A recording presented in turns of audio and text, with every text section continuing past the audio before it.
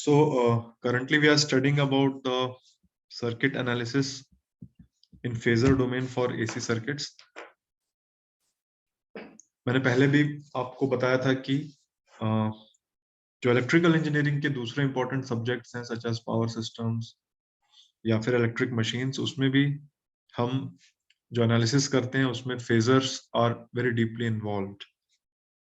तो उस point of view से भी अभी जो हम ये एनालिसिस पढ़ रहे हैं, this is important to us. इसमें जो हम हमारा जो पर्सपेक्टिव है यहाँ पर लेकिन वो ये है कि सर्किट एनालिसिस को कैसे इजी किया जाए, एसी सर्किट एनालिसिस को. तो हमने पिछले क्लास में डिस्कस किया था कि जिस तरह से हम डीसी सर्किट्स को एनालाइज करते हैं उसी तरह से एग्जैक्ट उसी तरीके से हम एसी सर्किट्स को एनालाइज कर सकते हैं अगर जो क्वांटिटीज हैं वो फेजर डोमेन में हो तो. Right, so this is the primary reason we are discussing about sorry, the phasor domain in network theory.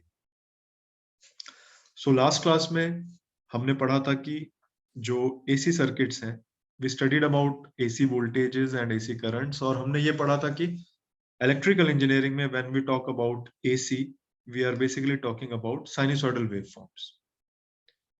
Although positive negative half cycles और कई wave shapes में हो सकती है, but हमारा concern primary जो है वो sinusoidal waveform से है.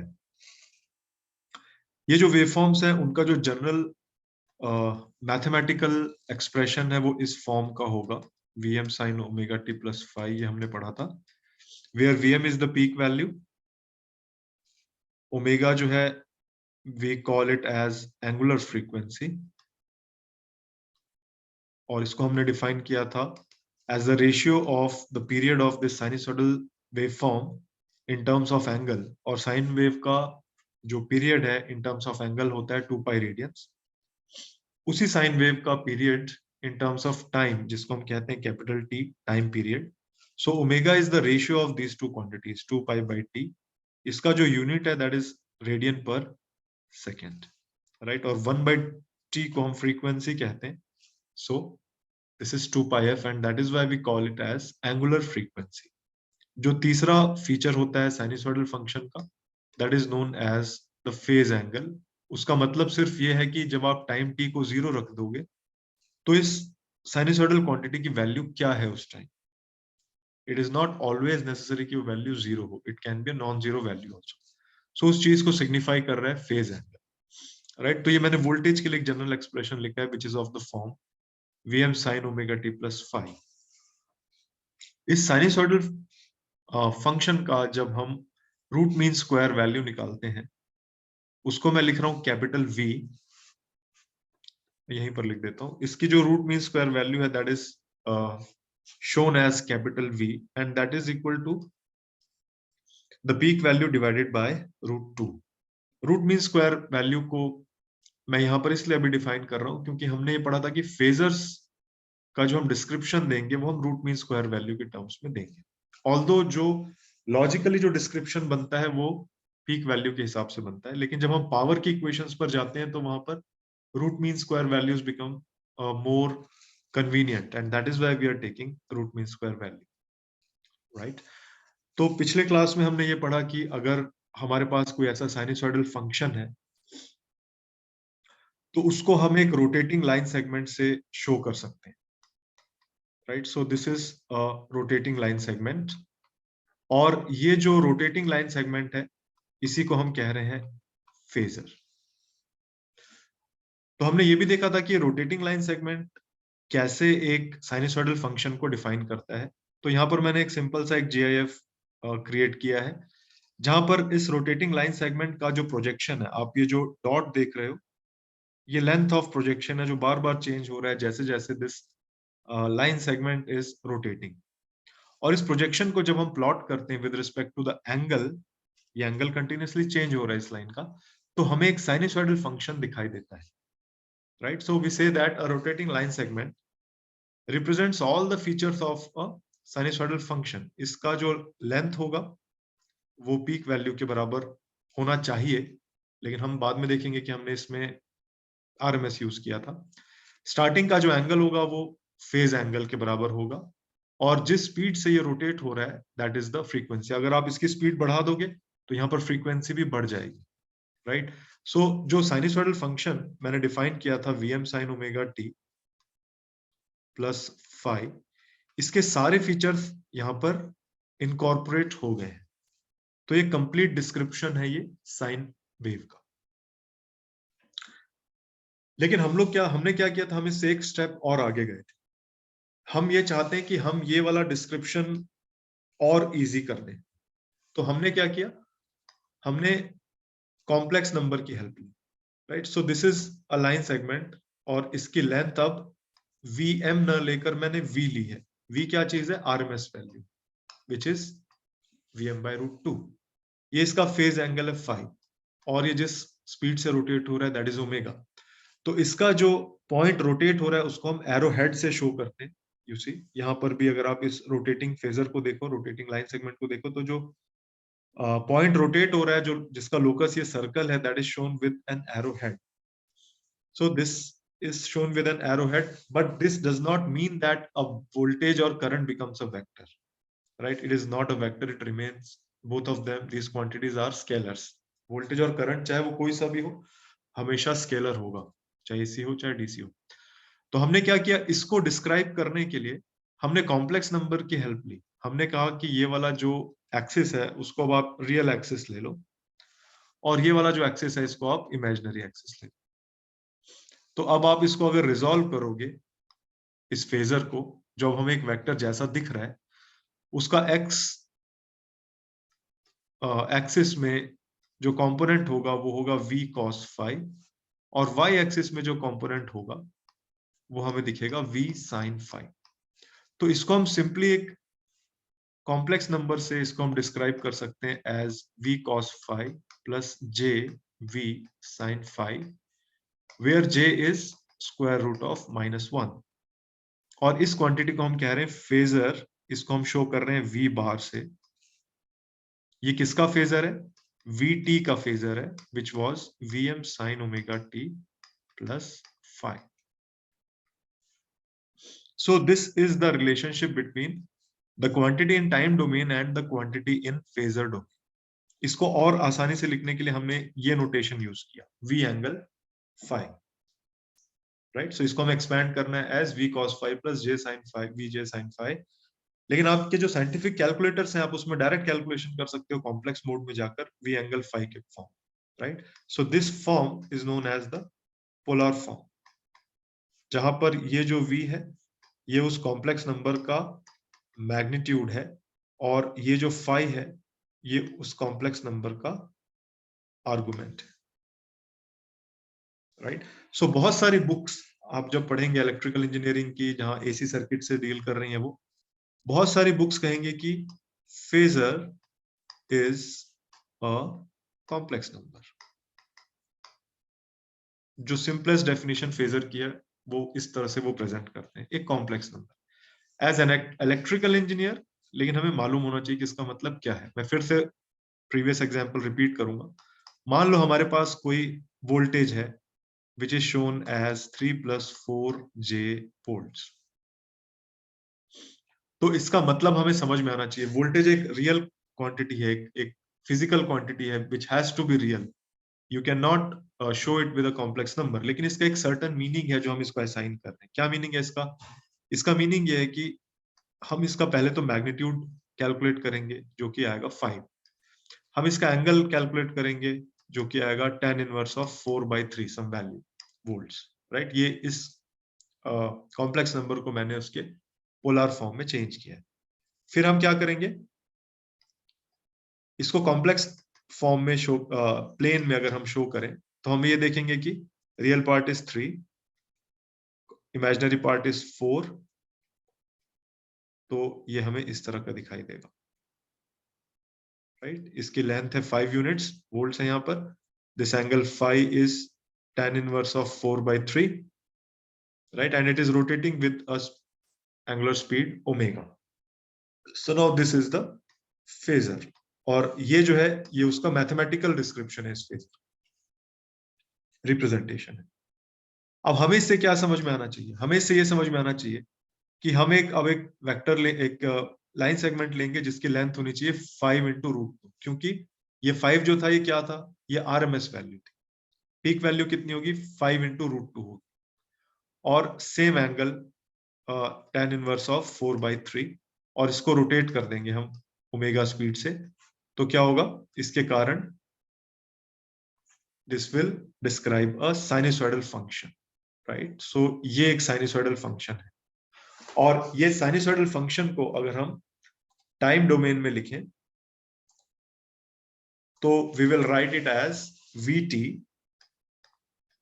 इक्वल्स पीक वैल्यू यानी 5√2 sine of omega T plus phi, है ना, ये phase there is a phase angle, ये जीरो पे बिल्कुल जीरो नहीं था, और वो फेज एंगल कितना है, tan इनवर्स ऑफ 4/3 वोल्ट्स। तो कोई साइनसॉइडल वोल्टेज को हम जब कॉम्प्लेक्स नंबर से लिख रहे हैं तो उसका मतलब ये होता है, ठीक है। सो ये हम बहुत सारे जगहों पर हम अब ये यूज करते रहेंगे। दूसरा पॉइंट जो हमने डिस्कस किया था, लेकिन मैंने इस पॉइंट को डिस्क्राइब नहीं किया था डिटेल में, आई वाज एक्सपेक्टिंग कि कोई स्टूडेंट ये क्वेश्चन पूछे, but this question was not raised by any students. आप लोगों को ये क्वेश्चन पूछना चाहिए था। मैंने उस दिन ये एक्सप्लेन किया था कि जब हम फेजर डोमेन में कन्वर्ट कर रहे हैं तो R remains R, L is replaced by its reactance multiplied with J, यानी कि J XL. Capacitance is replaced by its reactance यानी 2πf into C multiplied with minus J यानी माइनस जे x सी। ये हम उस दिन हमने देखा था। सो जो क्वेश्चन उठना चाहिए वो उठना चाहिए कि ये जो मल्टीप्लाई हम कर रहे हैं जे से और माइनस जे से, ये हम क्यों कर रहे हैं। Extremely important question. या आपने ट्रांसफॉर्मर का जब फेजर डायग्राम बनाया होगा तब भी देखा होगा कि हम आर प्लस जे एक्सएल करते थे, तो एक वेक्टर एक फेजर को हम 90 डिग्रीज पर ड्रॉ करते थे, right. So why do we need to do so, और यहां पर हम क्यों नहीं करते। सो उसका रीजन है इन कंपोनेंट्स का बिहेवियर, राइट। सो आज की क्लास में शॉर्टली मैं ये डिस्कस करूंगा कि हम इस तरह से क्यों कर रहे हैं, उनका बिहेवियर क्या है ऐसा। सो उससे पहले हम कॉम्प्लेक्स नंबर की एक प्रॉपर्टी और देख लेते हैं। Suppose I have a complex number 3 + 4j, okay. मैं एक नया कॉम्प्लेक्स नंबर बना रहा हूं, I am calling it z1, और ये कॉम्प्लेक्स नंबर मुझे मिल रहा है z को j से मल्टीप्लाई करके, राइट। सो ये कॉम्प्लेक्स नंबर क्या होगा, j into z bar was 3 + 4j, so this will be 3j minus 4, so it can be written as -4 + 3j, okay. हम ये दोनों कॉम्प्लेक्स नंबर का अगर मैग्नीट्यूड देखें, z बार का मैग्नीट्यूड होगा √3² + 4² which is 5, और z1 बार का जो मैग्नीट्यूड होगा that will be 4² + 3² that is again 5। तो इनके मैग्नीट्यूड में कोई चेंज नहीं आया। अगर हम इन कॉम्प्लेक्स नंबर को कॉम्प्लेक्स प्लेन पर ड्रॉ करें, सो ये मैंने कॉम्प्लेक्स प्लेन लिया, this is the real axis and this is the imaginary axis. सबसे पहले मैं z को ड्रॉ करता हूं, सो 1 2 3, राइट। और y एक्सिस में इसकी जो इमेजिनरी वैल्यू है that is 4, so 1 2 3 4। So if I draw this complex number z, वो हमें ऐसा दिखाई देगा। इसी कॉम्प्लेक्स प्लेन पर मैं z1 को भी ड्रॉ करता हूं,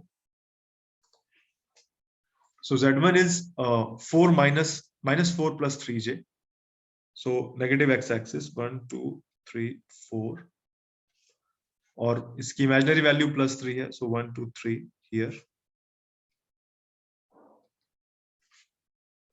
so this is how this complex number z1 looks like। ये जो मैंने दो कॉम्प्लेक्स नंबर्स बनाए हैं, इनमें जो लेंथ है लाइन की वो सेम रहेगी, राइट। वो 5 यूनिट्स रहेगी, और इनके बीच का जो एंगल है वो हमें दिख रहा है 90 डिग्रीज। Z1 क्या था? This was J times Z। तो हमारा कंक्लूजन क्या है यहां से? हमारा कंक्लूजन ये है कि जब आप किसी कॉम्प्लेक्स नंबर को J से मल्टीप्लाई कर देते हो तो क्या होता है, उस कॉम्प्लेक्स नंबर की लेंथ में कोई चेंज नहीं आता, वो रोटेट हो जाता है एंटी क्लॉकवाइज डायरेक्शन में। किस एंगल से? 90 डिग्री से। When you multiply a complex number with J,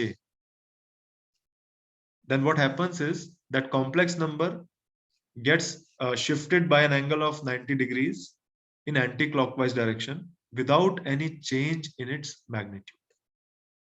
इसी तरह से अगर आप किसी कॉम्प्लेक्स नंबर को मल्टीप्लाई करते हो माइनस जे से, तो अगर मान लो z बार को मैंने माइनस जे से मल्टीप्लाई कर दिया, तो वो क्लॉकवाइज डायरेक्शन में शिफ्ट हो जाएगा without any change in length. Let us say this complex number is j2, which is minus j times z. तो जब हम j से मल्टीप्लाई करते हैं तो एंटी क्लॉकवाइज डायरेक्शन में 90 डिग्री से चेंज हो जाता है, और जब माइनस जे से मल्टीप्लाई करते हैं तो वो क्लॉकवाइज डायरेक्शन में 90 डिग्री से चेंज होता है। This is a very important conclusion for AC circuit analysis as well as drawing phasor diagrams for machines and transformers. देखो अब इस लॉजिक को हम कैसे यूज करेंगे। So just a minute sir. Yes sir एक बार वो पिछली स्लाइड कर दीजिए जहाँ पे आपने सर वो या just a minute I'll create some more space for me.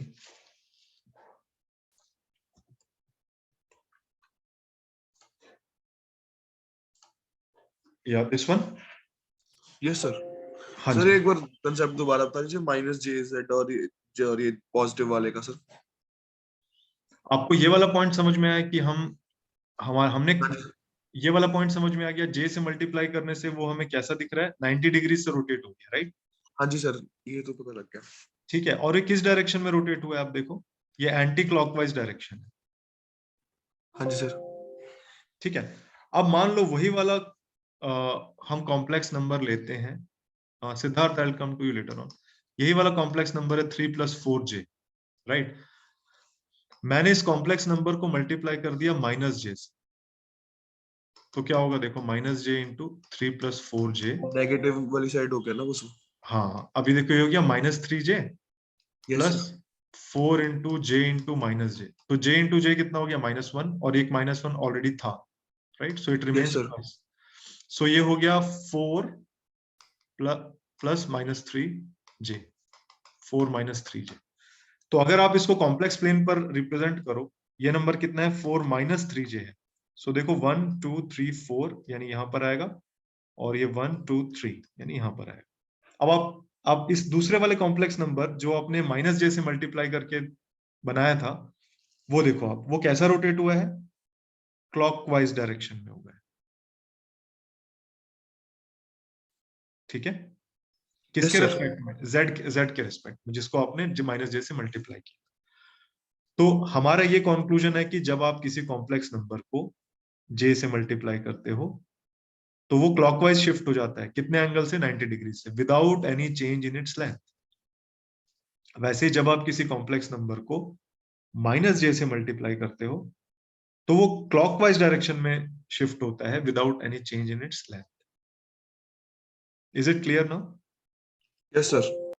ठीक है, any other question? Some student had raised hand. Sir it was me.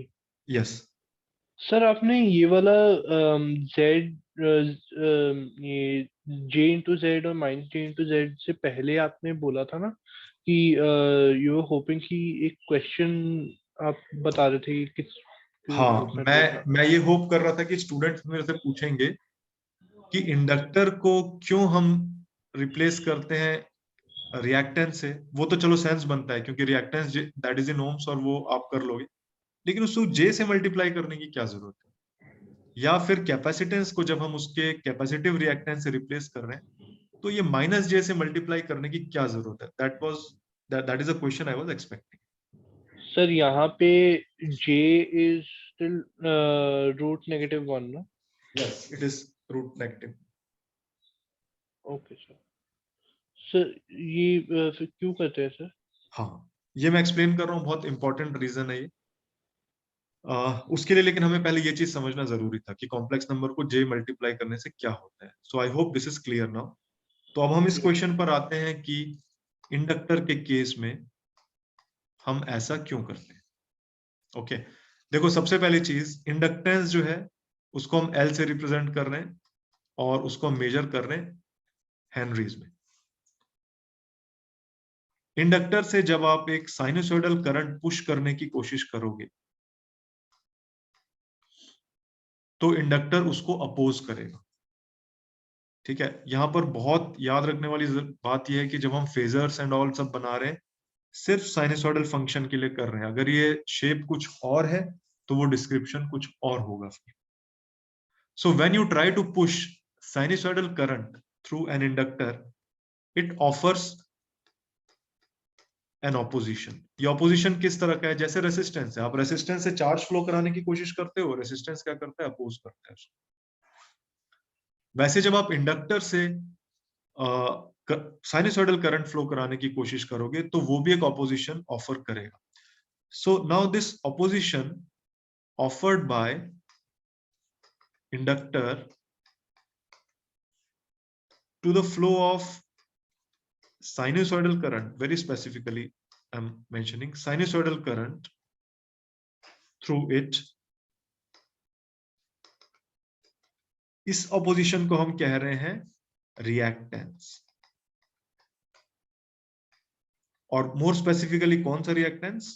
Inductive reactance. ठीक है, opposition offered by inductor to the flow of sinusoidal current is known as inductive reactance। reactance कैसी quantity है? opposition वाली quantity है। दूसरी opposition वाली quantity आपको कौन सी मालूम है? रेसिस्टेंस पता है, उसका यूनिट क्या था? ओम्स था। इसीलिए इंडक्टिव रिएक्टेंस का यूनिट भी क्या है? ओम्स है, ऑपोजिशन है। और आप इसको कैलकुलेट कैसे करते हो?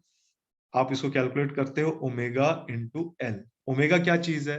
इस करंट को, जो करंट आप इस इंडक्टर से फ्लो कराना चाहते हो, उस करंट की एंगुलर फ्रीक्वेंसी ही ओमेगा है।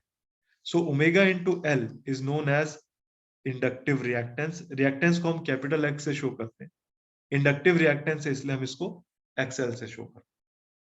ठीक है, एक तो ये डेफिनेशन हम याद रखें। दूसरा, अब हम इस क्वेश्चन पर आते हैं कि इंडक्टिव रिएक्टेंस को हमने जे से क्यों मल्टीप्लाई किया, राइट। सो देखो, ये एक साइनसोइडल फंक्शन है, सोर्स है वोल्टेज, और ये इंडक्टर है, एल है, दिस इज वोल्टेज V, और यहां से करंट फ्लो हो रहा है I।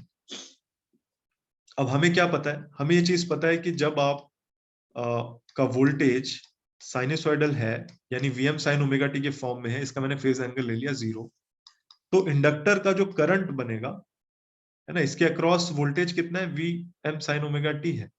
इसके थ्रू जो करंट बनता है वो इस फॉर्म का होता है, Im sin omega t minus 90 degree.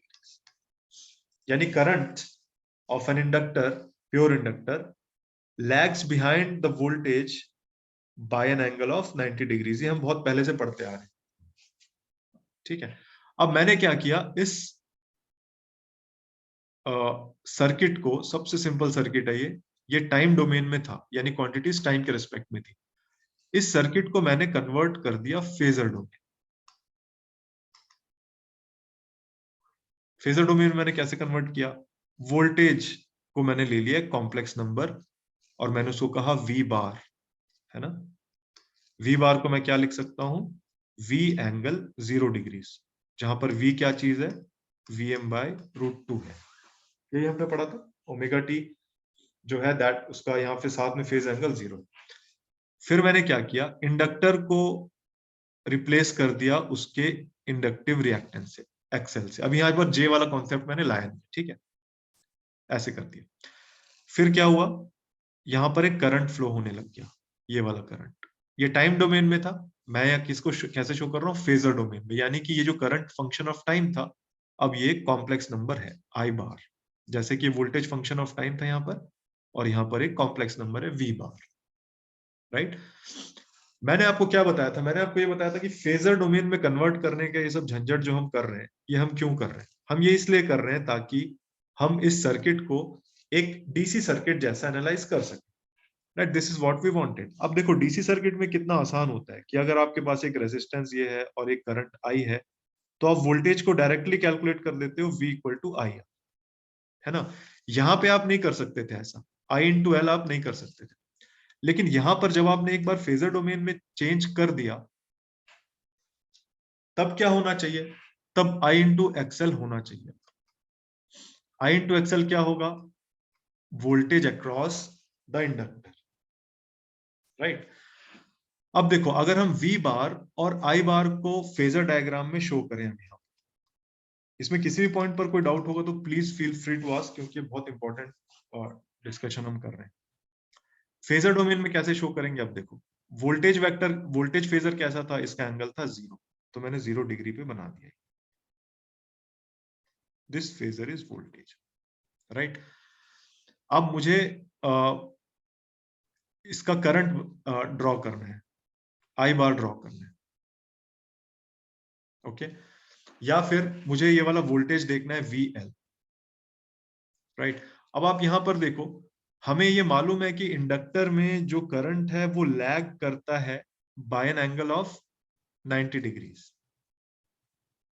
Right. उसका जो वोल्टेज होता है इंडक्टर का, उससे करंट लैग करना चाहिए 90 डिग्रीज। लेकिन यहां पर क्या हो रहा है? यहां पर अगर आप वोल्टेज VL ड्रॉ करते हो तो उसके लिए ये जो करंट फेजर है आई बार, इससे अगर आप डायरेक्टली एक्सेल मल्टीप्लाई कर रहे हो तो जो नया आपको यहाँ पर कॉम्प्लेक्स नंबर मिलेगा उसकी डायरेक्शन एग्जैक्टली या फेज एग्जैक्टली सेम होगा जो आई बार का है, राइट। देखो हमारे पास एक वेक्टर है, वेक्टर से हम समझते हैं, हमारे पास एक वेक्टर है, एक फोर्स वेक्टर है, लेट अस से एफ बार, ठीक है। वो है 45 डिग्रीज पर एफ बार। अब एक कोई नई फोर्स है F1 जो है 10 टाइम्स एफ बार, तो उसकी डायरेक्शन क्या होनी चाहिए? एफ बार वाली ही डायरेक्शन होनी चाहिए, मैग्नीट्यूड 10 टाइम्स हो जाएगा, 10 एफ बार भी उसी डायरेक्शन में मिलेगा, राइट।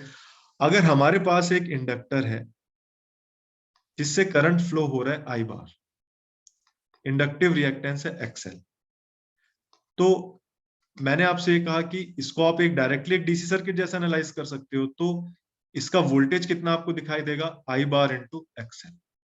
अगर आप ये सारी क्वांटिटीज को यहाँ फेजर डोमेन में बनाओ, फेजर डायग्राम में बनाओ, तो देखो मान लो आई बार हमारे लिए रेफरेंस है, ठीक है।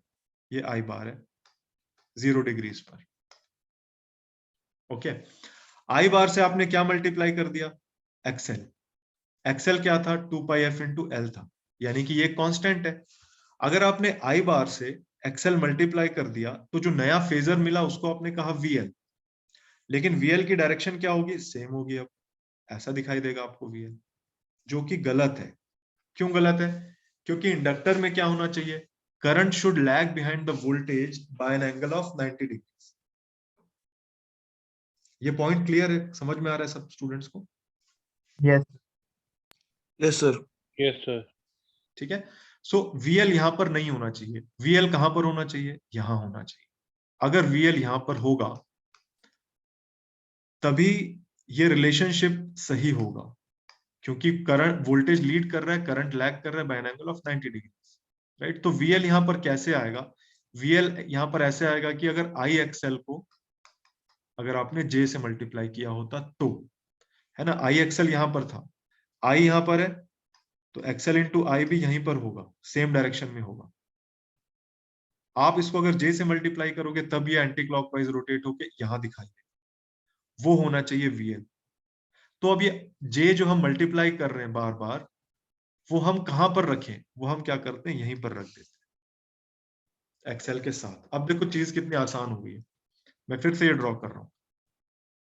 ये सर्किट में एक इंडक्टर है और इसका जो रिएक्टेंस J से मल्टीप्लाइड है, दिस इज JXL। इस इंडक्टर में जो करंट फ्लो हो रहा है, लेट अस से दिस करंट इज IL, और हमारा टारगेट है VL कैलकुलेट करना। राइट। तो जैसे एक रेसिस्टिव सर्किट में अपन क्या करते थे, आई इंटू आर कर देते थे वोल्टेज के लिए, वैसे फेजर डोमेन में अपन क्या कर सकते हैं, जो करंट है यानी आई एल है, मल्टीप्लाइड विद जो अपोजिशन की वैल्यू लिखी हुई है यानी जे एक्स एल, इसको मल्टीप्लाई कर दें तो हमें वोल्टेज मिल जाए, right. So this voltage across the inductor is I L into J x L. अब देखो, अगर आप एक फेजर डायग्राम आप बनाओ तो सारी कंडीशंस यहां पर फुलफिल हो रही है इंडक्टर वाली। कैसे, ये देखो, मान लो करंट हमारे लिए रेफरेंस है, कौन सा करंट, जो इंडक्टर से फ्लो हो रहा है, कितना है, वो आई एल है, वो हमारे लिए रेफरेंस है, इसका मतलब उसको मैंने पॉजिटिव एक्स एक्सिस के अलोंग बनाया है। So this current is I L. अब देखो वोल्टेज अक्रॉस द इंडक्टर कितना है, I L multiplied with XL multiplied with J. So अगर आई एल की डायरेक्शन पॉजिटिव एक्स एक्सिस है तो क्या होगा, आई एल इंटू एक्सएल की वैल्यू भी, आई एल इंटू एक्सएल जो होगा वो भी किस डायरेक्शन में होगा, पॉजिटिव एक्स एक्सिस में होगा। अब आपने क्या करना है, ये वाला जो कॉम्प्लेक्स नंबर है आई एल इंटू एक्सएल, इसको आपने मल्टीप्लाई करना है जे से। जे से मल्टीप्लाई करोगे तो ये कॉम्प्लेक्स नंबर क्या होगा, रोटेट हो जाएगा। कैसे रोटेट होगा, एंटी क्लॉकवाइज। और अब ये कहां दिखाई देगा, 90 डिग्रीज लीडिंग, यानी पॉजिटिव वाई एक्सिस में दिखाई देगा। This is I L into XL into J. और इसको हमने क्या कहा, इसको हमने कहा वोल्टेज अक्रॉस द इंडक्टर। अब देखो ये रिलेशनशिप फुलफिल हो रहा है, वोल्टेज लीड कर रहा है करंट से by an angle of 90 degrees, जो कि एक प्योर इंडक्टर में होना चाहिए, ठीक है। इसी तरह से कैपेसिटर का भी केस है। कैपेसिटर जो अपोजिशन ऑफर करता है to the flow of sinusoidal current, उसको हम कहते हैं कैपेसिटिव रिएक्टेंस एक्ससी, और उसको हम कैसे कैलकुलेट करते हैं, 1/ω_c से। जब भी कैपेसिटर दिखाई देता है हमें, तो फेजर डोमेन में हमें क्या करना है, उसको मल्टीप्लाई कर देना है -j से एक्ससी को। अब देखो इससे क्या फायदा होगा, मान लो इस कैपेसिटर का करंट है आईसी और हमें इसका वोल्टेज कैलकुलेट करना है। तो वंस अगेन आप एक इसको सिंपल डीसी सर्किट जैसा देख लो, V कितना होता है, I इंटू आर। वैसे यहाँ पर क्या होगा, V is equal to I C into जो इंपिडेंस की वैल्यू लिखी हुई है यानी -jx। So this is -j multiplied with IC into XC. IC यहाँ पर एक कॉम्प्लेक्स नंबर है क्योंकि वो खुद एक फेजर है, साइनसॉइडल क्वांटिटी, राइट। अब इसको अगर आप एक फेजर डायग्राम में ये क्वांटिटीज को शो करो तो क्या होगा, हमारे लिए रेफरेंस है करंट, तो करंट आ गया पॉजिटिव एक्स एक्सिस। कौन सा करंट है ये, कैपेसिटर का करंट है। कैपेसिटर, प्योर कैपेसिटर में क्या होता है, current always leads the voltage by an angle of 90 degree, ठीक है। तो देखते हैं अब वोल्टेज कैसा बनेगा इसमें। वोल्टेज को हमने लिखा पहले आई सी इंटू एक्ससी। एक्ससी तो एक कांस्टेंट है, तो अगर आईसी की डायरेक्शन पॉजिटिव एक्स एक्सिस में थी तो क्या होगा, आई सी मल्टीप्लाइड विद एक्ससी, उसकी डायरेक्शन भी पॉजिटिव एक्स एक्सिस में ही हो। लेकिन फिर हम क्या कर रहे हैं, इसको मल्टीप्लाई कर रहे हैं -j से। तो किसी कॉम्प्लेक्स नंबर को जब अपन -j से मल्टीप्लाई करते हैं तो क्या होता है, वो क्लॉकवाइज डायरेक्शन में रोटेट हो जाता है 90 डिग्री से। यानी ये कहां को आ जाएगा, ये आ जाएगा नेगेटिव वाई एक्सिस। ये कौन सा फेजर है, आईसी एक्ससी मल्टीप्लाइड विद -j वाला फेजर है। और इसको हमने क्या कहा, इसी को हमने कहा VC। तो देखो अब ये वाला रिलेशनशिप इंटैक्ट है जो कैपेसिटर वाला है, current is leading the voltage by an angle of 90 degree, इसीलिए XC has to be multiplied with -j when you are converting a circuit diagram from time domain to phasor domain. Is it all right? इसमें किसी को doubt हो तो please ask, या फिर आप चाहते हो कि I should explain it again तो we are क्लियर है also- sir. Should I explain it again? No sir. No sir, समझ आ गया। Good. तो अब देखो हमारे लिए सर्किट एनालिसिस कितना आसान हो गया। Sorry. I'll quickly solve 1 or 2 numericals. यहां पर देखो क्वेश्चन है फाइंड VT। V क्या है, वोल्टेज अक्रॉस द कैपेसिटर।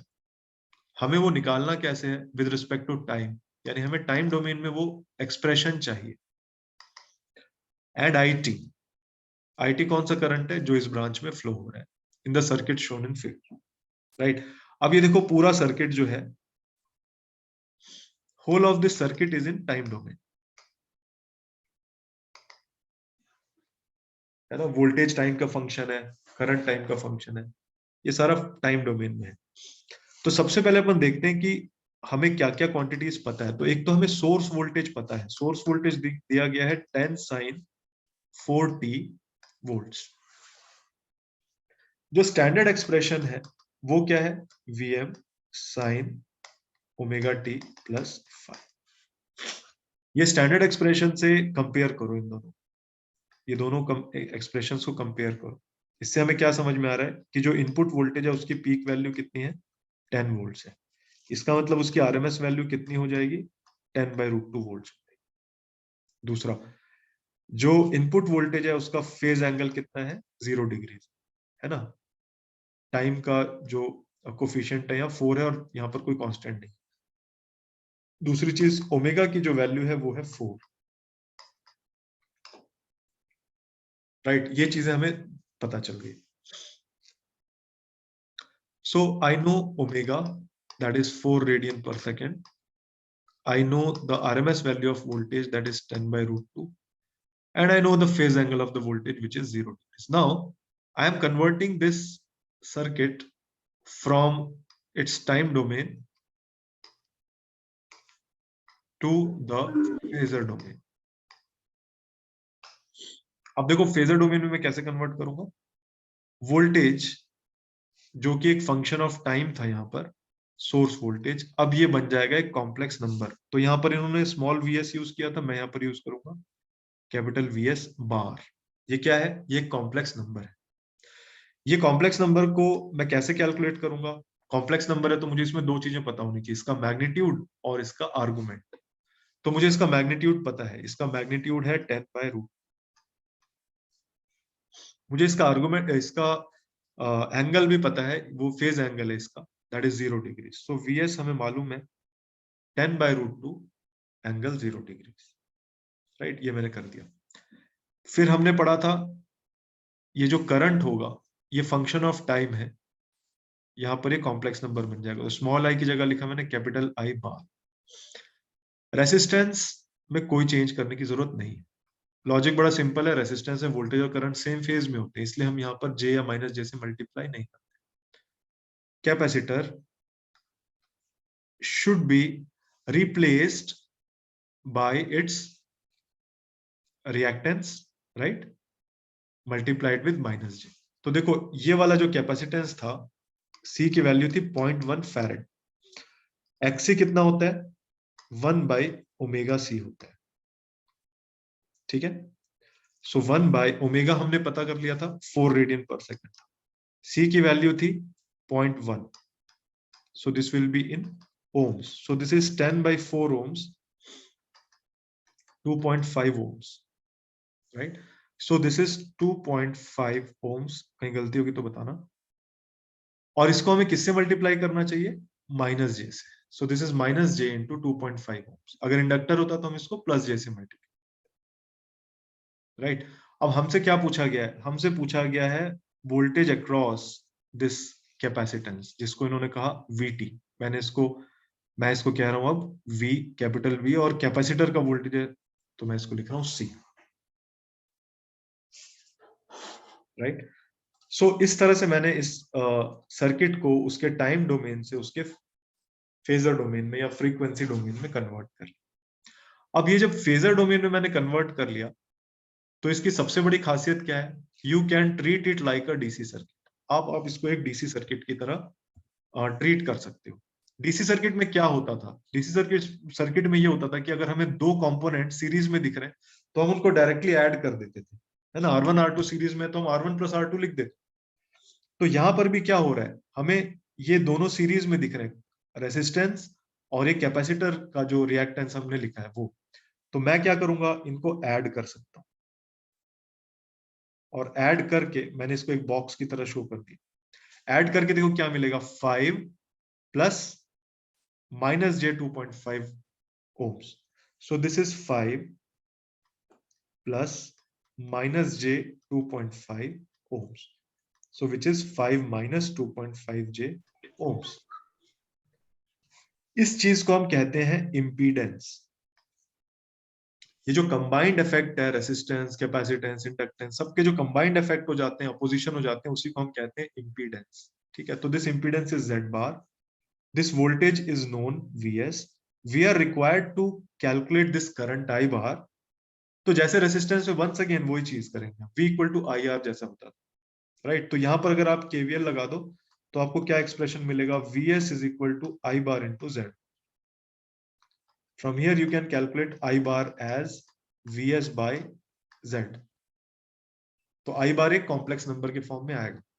हमारा अल्टीमेट टारगेट क्या था, Vc कैलकुलेट करना।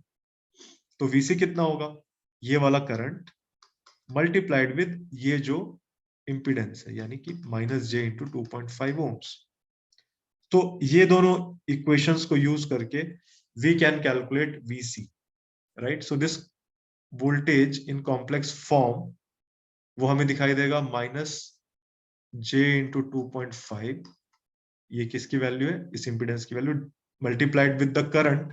करंट किसके बराबर है, सोर्स वोल्टेज, यानी 10/√2 angle 0 degrees divided by the impedance, यानी कि 5 माइनस 2.5 j, ये वोल्टेज है, so it will be in volts. ये सारा कैलकुलेशन आप कैलकुलेटर में बड़ी आसानी से कर सकते हो, उसको कॉम्प्लेक्स मोड में ले जाओ, राइट। तो अब आप जब ये वोल्टेज कैलकुलेट करोगे Vc, ये कॉम्प्लेक्स नंबर के फॉर्म में आएगा। इसका कुछ मैग्नीट्यूड होगा और इसका कुछ फेज एंगल होगा, ठीक है। तो एक फेजर है, वो भी एक साइनसॉइडल क्वांटिटी है।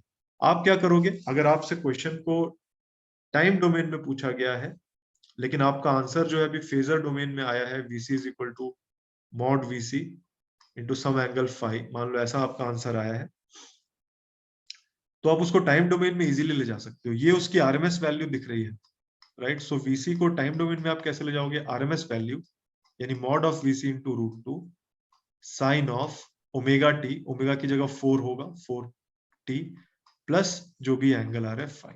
तो आप उसको टाइम डोमेन में इस तरह से एक्सप्रेस कर सकते सर एक्सक्यूज मी सर वो फिर क्लास मेरी लेट चलती है, काइंडली अगर आप लीव करें तो। अरे sorry sir, okay, I am just sir kindly आप